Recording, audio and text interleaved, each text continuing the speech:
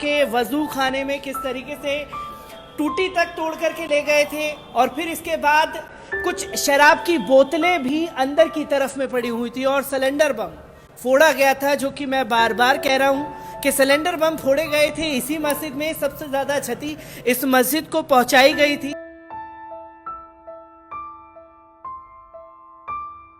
पल-पल news से मैं हूं आपके साथ नदीम अकरम। आज लाइव आने की खास वजह है और वो वजह ये है कि जो 2020 की 23 फरवरी की शाम थी, उसके बाद दिल्ली दंगे की तस्वीरें जो लगातार सामने आई, वो तस्वीरों ने हर किसी को हैरान कर दिया और हर किसी ने डरा दिया, क्योंकि तस्वीर इतनी खतरनाक थी कि उसमें सांप्रदायिक माहौल पूरी तरीके से बिगाड़ा गया और खास तौर पर मस्जिदों में जिस तरीके से सिलेंडर बम फोड़ने की जो प्रतिक्रिया सामने आई, उसमें एक मस्जिद थी जन्नती मस्जिद गोकुलपुरी में मैं मौजूद हूं। और अगर बात की जाए तो आज 22 फरवरी है, यानी कि कल के दिन 2020 में 23 फरवरी की रात दिल्ली में दंगा भड़का और दिल्ली में दंगे भड़काने के बाद जो एक साल बाद की तस्वीरें उभर करके आ रही हैं, उन तस्वीरों पर भी नजर डालने की जरूरत है।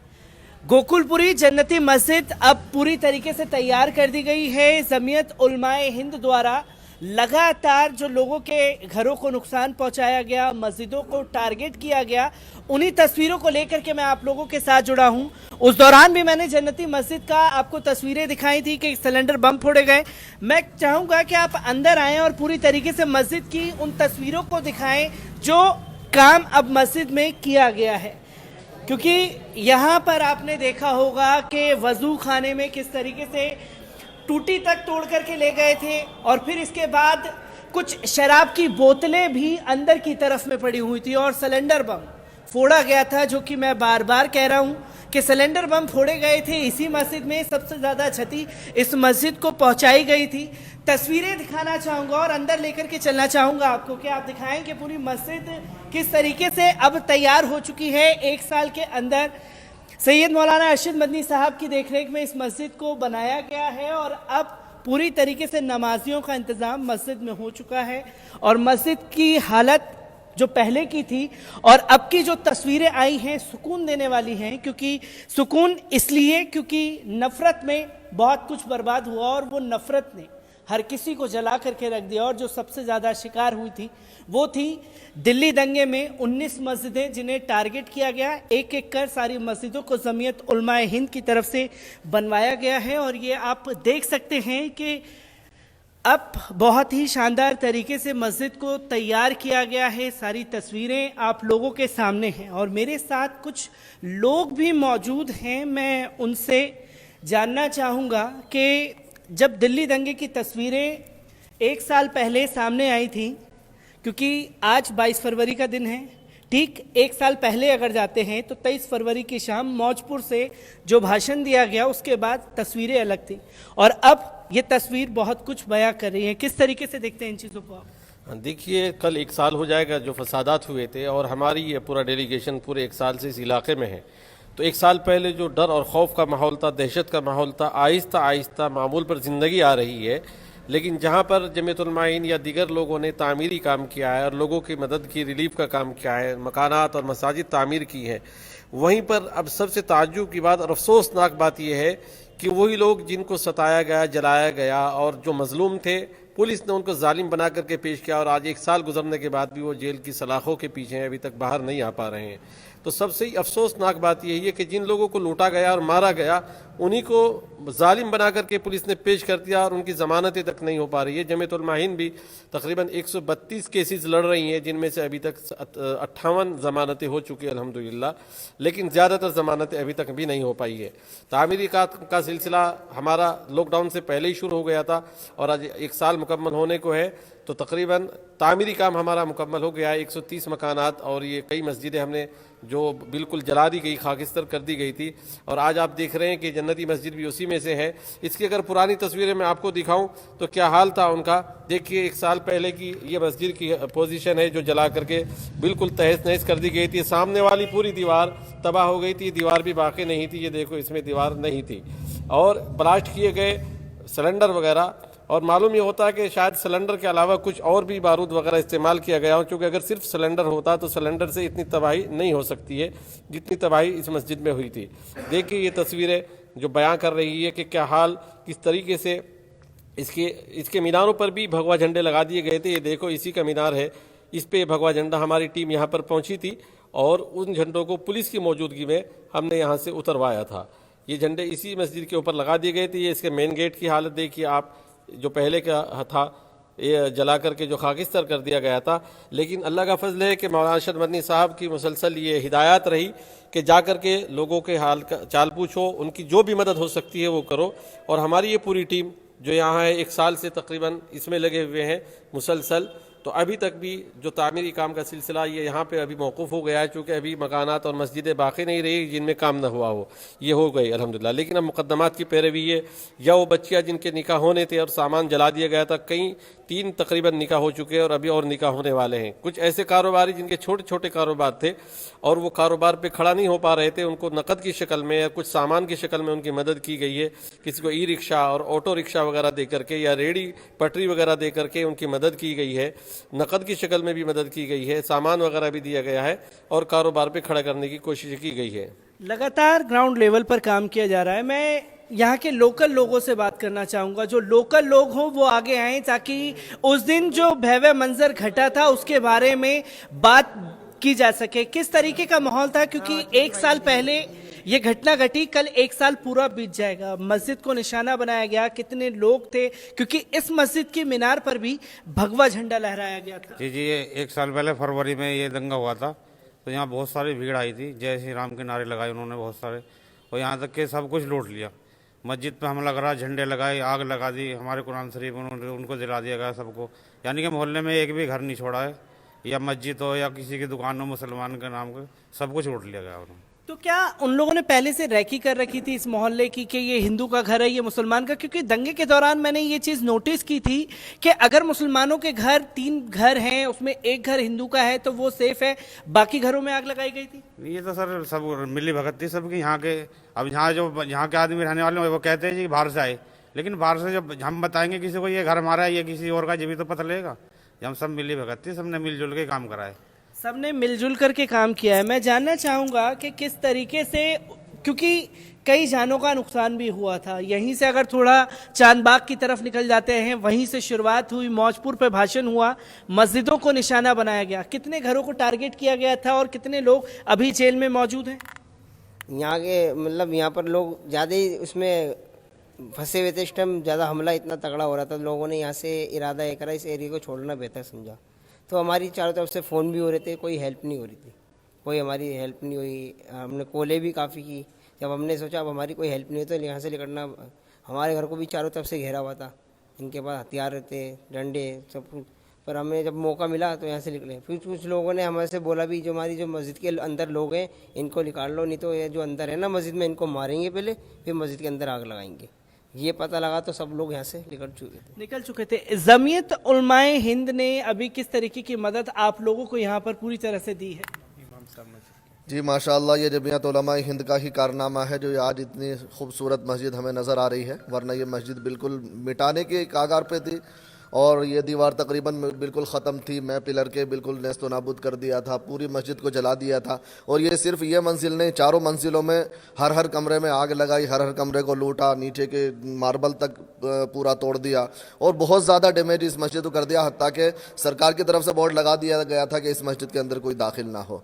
ये जमीयत उलमा हिंद के नुमाइंदे हैं हज़रत मुफ्ती अब्दुल राज़िक़ साहब और इनकी पूरी टीम सबसे पहला आई। इन्होंने झंडे यहाँ के उतारे मीनारों से और उसके बाद से शुरू से अब तक देख रेख की और पूरी मस्जिद की तामीर इन्होंने अल्हम्दुलिल्लाह की और आज जैसी पहले थी वैसी की वैसी बना करके इन्होंने माशाअल्लाह ये खड़ी कर दी। क्योंकि मैं ये जानना चाहूँगा, क्योंकि आप मस्जिद के इमाम भी हैं, सरकार ने यहाँ पर बोर्ड लगा दिया कि मस्जिद में कोई दाखिल नहीं होगा। सरकार की तरफ से, चाहे दिल्ली में बैठी सरकार हो चाहे केंद्र सरकार हो, उनकी तरफ से किसी तरीके की मदद पहुंची आप लोगों के पास? देखिए, यहाँ सरकारी तौर पर कोई मदद नहीं पहुंची। वक्फ बोर्ड ने काम शुरू किया था, वक्फ बोर्ड भी एक इदारा है, तो काम शुरू किया था, लेकिन जब भी चेयरमैन साहब को हटा दिया गया था तो वो काम वही मौकूफ़ हो गया। ये काम सारा फिर जमीयत उलमा हिंद ने किया है और वो शुरू करने के बावजूद भी वहीं का वहीं रह गया था काम। क्योंकि लगातार हम जो है तस्वीरें देख रहे हैं, मस्जिदों को लगातार टारगेट किया जा रहा है। मध्य प्रदेश से भी ऐसी खबरें आ रही हैं, क्योंकि अब तो चंदे के नाम पर जो रैली निकाली जा रही है उसमें दंगे कराने की भी बड़ी साजिशें हो रही हैं। और अभी दिल्ली के मंगोलपुरी में ऐसी घटना घटी, सांप्रदायिक माहौल लगातार बनाने की कोशिश की जा रही है। किस तरीके से देखते हैं और क्या पैगाम देना चाहेंगे आप सभी लोग एक एकता का जो मिसाल बन सके? देखिए, जमीयत उलमा हिंद के प्लेटफार्म से हमेशा कौमी यकजहती का प्रोग्राम देने की कोशिश की गई। इसके बावजूद कि हिंदू मुस्लिम फसाद यहाँ पे हुआ, तब से आज तक जमीयत उलमा हिंद ने जो मदद की, रिलीफ का काम खास तौर से लॉकडाउन में किया, वो बिला मजहब तफरीक मजहब व मिल्लत किया है। यानी गैर मुस्लिमों की भी मदद हमने उन हालात में भी की है लॉकडाउन के दरमियान कि जिनके पास खाने का राशन नहीं था या नकद पैसे नहीं थे, उनको पहुँचाए गए। रही बात नफरतों की कि मस्जिदों को टारगेट किया जा रहा है, आप इससे अंदाज़ा लगा सकते हैं कि एक फ़िरका परस्ती किस हद तक बढ़ चुकी है। बराबर में यहाँ ज्योति कॉलोनी है, हमने कब्रिस्तान है वो भी मरम्मत कराया, उसकी बाउंड्री कराई है जो गिरा दी गई थी, गेट वगैरह और कमरा उसका तोड़ दिया था, हम ही ने कराया है वो भी। वहाँ अगर आप जाकर के देखेंगे कि नफरत की इंतहा हो गई है कि जो कब्रें थी, कब्रों के ऊपर लकड़ियाँ रख करके उनमें भी आग लगाई गई फसाद के दौरान, जबकि वो लोग मुर्दा हो चुके, जिंदा नहीं है। कब्र में उनको ऊपर लकड़ी जलाने से क्या फ़ायदा है? लेकिन ये नफरत की इंतहा है कि कब्रों के ऊपर लकड़ियाँ रख करके जलाई गई। किस हद तक दुश्मनी और नफरत इस मुल्क में पनप रही हैं। मुल्क तबाही की तरफ जाएगा। प्यार और मोहब्बत से ही मुल्क आगे बढ़ सकता है। आवाम की और मुल्क की खुशहाली प्यार और मोहब्बत में, अगर प्यार और मोहब्बत से रहेंगे तो मुल्क आगे बढ़ेगा, और अगर फ़िरका परस्त जहनीत के लोग इसी तरीके से नफरतें बढ़ाते रहेंगे तो मुल्क तबाही की तरफ जाएगा। मैं एक सवाल लेना चाहूंगा आपसे, क्योंकि लगातार हम सोशल मीडिया पर देखते रहते हैं, कोई भी आए दिन आता है मुसलमानों को कोसने का काम शुरू कर देता है, मीडिया में मुसलमानों के खिलाफ प्रोपेगेंडा चल रहा है। जमीयत उलमा हिंद किस तरीके से उनके ऊपर कार्रवाई कर रही है, क्योंकि कहीं ना कहीं छवि जो है सिर्फ मुसलमानों की धूमिल हो रही है। देखिए, जमीयत उलमा हिंद सुप्रीम कोर्ट गई है ऐसी मीडिया के खिलाफ कि जो जहर उगलती है और जो नफरतों का माहौल पैदा करती है। मेन स्ट्रीम मीडिया जो है उसके खिलाफ अब ये कोर्ट को फैसला लेना है कि उनके खिलाफ क्या एक्शन लेती है कोर्ट। जमीयत का काम था कि कोर्ट को आगाह कराया जाए और उसके नुकसानात बताए जाएं। हमारे वकीलों ने बड़े अच्छे तरीके से, जमीयत उलमा हिंद के सदर मौलाना अरशद मदनी ने इस मसले को उठाया और सुप्रीम कोर्ट में लेकर के गए और उनको बताया कि इस मीडिया के जरिए कितनी नफरतें फैलाई जा रही हैं और यहाँ आपसी भाईचारा ख़त्म हो गया। गंगा जमनी तहजीब जो इस मुल्क की एक निशानी थी वो ख़त्म हो गई है। तो उसके ज़रिए अब कोर्ट से उम्मीदें हैं कि कोर्ट कुछ ना कुछ लगाम उनके ऊपर लगाएगी और इसको अमन अमान को बढ़ाने के लिए और प्यार मोहब्बत के माहौल को आम करने के लिए मीडिया के ऊपर लगाम लगाना और आज़ादी के नाम पर जो नाजायज़ तरीके से लोगों को बेइज्जती की जाती है या जो मज़हब के नाम पर नफरतें फैलाई जाती है उस पर लगाम कैसे जाए। क्या एकता का पैगाम देना चाहेंगे लोगों को इस नफरती माहौल में? देखिए, बात यह है कि ये मुल्क हमारा गंगा जमनी तहजीब एक गहवारा रहा हमेशा, और हमारे सदर मोहतरम हज़रत मौलाना सैयद अरशद मदनी दामद बरकातुहुम का ये एक है कि भाई ये मुल्क प्यार मोहब्बत से चलेगा, आग को आग से नहीं बुझाया जाएगा, बल्कि ये जो है हमेशा हजरत का ये पैगाम रहा है कि भाई जैसे हमारा मुल्क शुरू से इसमें हर तरह के ये गुलदस्ता है ये मुल्क, तो हर तरह के फूल इसमें, इसी तरह हर तरह की कौम इसमें है। तो अब अल्हम्दुलिल्लाह ये एक बात है कि जो पहले एक नफ़रत थी, अब यहाँ आस पास महलों में जो बात है वो नहीं है। अब इसमें आपस में लोगों में वो मेल मोहब्बत जो पहले था अब वो दोबारा से यहाँ आ रहा है। ये जहाँ जहाँ फसादात हो, अब जैसे यही जन्नती मस्जिद के आसपास जो पड़ोस के लोग हैं, अब इनमें भी वो बात नफ़रत नहीं रही है। अब ये वो पहले से जैसे आपस में लोग मेल मोहब्बत वो पैदा हो रही है। और हम भी यही पैगाम देना चाहते हैं कि जो हमारा मुल्क जो है एक गंगा जमनी जो तहजीब जो कि हमेशा इससे रही है, हम ये पैगाम देना चाहते हैं इसी तरह रहे और ये मुल्क हर तरह के शुरूर फितन से अल्लाह इसकी हिफाजत फरमाए। क्या एकता का पैगाम देना चाहेंगे, क्योंकि लगातार नफरत जो है वो चरम सीमा पर है? मेरा मुल्क जो है वो हमेशा से मोहब्बतों का पैगाम देता है और यहाँ जो गंगा जमनी तहजीब है, मेरे ख़्याल में उसको कोई भी नफ़रत ऐसी नहीं पैदा हुई हिंदुस्तान में जो उसको तोड़ पाए। ये इंशाल्लाह इसी तरीके से मुल्क आगे बढ़ेगा। और अगर जो नफ़रत फैलाने वाले लोग हैं उनको ये सोच लेना चाहिए कि उनके लिए इस मुल्क में कोई जगह नहीं है। उसके लिए हमारे हज़रत मौलाना सैयद अरशद मदनी और हमारी जो पूरी टीम है उसने पूरा बेड़ा उठाया हुआ है कि जितने भी लोग नफ़रत करेंगे हम उनके साथ में उतनी ही मोहब्बत से पेश आएंगे इंशाल्लाह। नफरत फैलाने वालों को क्या पैगाम जाना चाहिए आपकी तरफ से? भी देखिए, हमारे पास जितने सारे अभी साथी थे और शुरू से लेकर के अब तक हम लोग जो काम करते आ रहे हैं, तो उसमें सबसे पहली जो बेसिक जो ख्याल था हम लोगों का कि बग़ैर without any caste and creeds जो है ना, हमने लोगों की खिदमत की। और जो लोग दानवता के पुजारी थे उन्होंने अपना दानवता दिखा करके वो चले गए, लेकिन अब हमें इंसानियत को मद्देनज़र रखते हुए हमें अपने इस मुल्क के लिए और इस मुल्क के एकता के लिए काम करते रहना है और अल्लाह से दुआ करनी है कि अल्लाह तबारक व तआला इस मुल्क के अवाम के अंदर जो है मोहब्बत अता फरमाए और इस मुल्क को जो है जो एक दानवों को जो नज़र लग गई है उससे अल्लाह तबारक व तआला छुटकारा दिलाए। एकता का पैगाम क्या देना चाहेंगे लोग? एकता का पैगाम यही है कि जैसे कि इस्लाम तो शुरू से ही अमन पसंद इस मज़हब रहा है, तो आइंदा भी ये मुस्तकिल यहाँ के लोग भी और हमारे पूरे मुल्क के लोग, ख़ासकर मुसलमान, वो यही चाहते हैं, हम भी यही चाहते हैं कि पूरे मुल्क में अमन अमान रहे और इस तरह की कोई भी हरकत, कोई भी चिंगारी इस तरह की ना उठे जिससे कि मुल्क को या यहाँ के रहने वालों को कोई नुकसान पहुँचे। नफरत चरम सीमा पर है, नफरत को किस तरीके से मिटाया जा सकता है, क्योंकि रडार पर तो सिर्फ मुसलमान रहते हैं? इसमें तो हमारे बड़े हजरत जनाब हजरत मौलाना अरशद मदनी साहब दामत बरकातुहुम सदर जमयत उलमा हिंद बारहा ये कहते रहते हैं कि नफ़रत को नफ़रत से नहीं मिटाया जा सकता, बल्कि नफ़रत को प्यार और मोहब्बत से मिटाया जा सकता है। हम सबको चाहिए कि प्यार और मोहब्बत का माहौल बनाएं, आपसी भाईचारे को फ़रोग दें और नेशनल इंटीग्रेशन को प्रोस्पेरिटी दें। ये हम सब लोगों की जिम्मेदारी है, हम सब लोगों को इस इशू पर काम करना चाहिए और हम कर रहे हैं। हम सभी लोगों को इस पर काम करना चाहिए, क्योंकि लगातार जो है नफरत चरम सीमा पर है। आए दिन टीवी डिबेट में मुसलमान टारगेट पे रहते हैं और दंगे होते हैं तो मस्जिदों को निशाना बनाया जाता है। जो नफरत फैला रहे हैं उनको आप क्या पैगाम देना चाहेंगे? उनको तो जो है हमारे बड़ों ने, हमारे जो काबिरीन ने जो है यानी प्यार से भाईचारगी का पैगाम, आपस में इत्तेफाक, इत्तेहाद, मोहब्बत, यही पैगाम देना है। आपस में मिलजुल के रहना, इत्तेफाक और इसी के जो पैगाम देना है जी। तो आप देख सकते हैं मैं जन्नती मस्जिद में मौजूद था। ये वही मस्जिद है जहां पर सिलेंडर बम फोड़ा गया।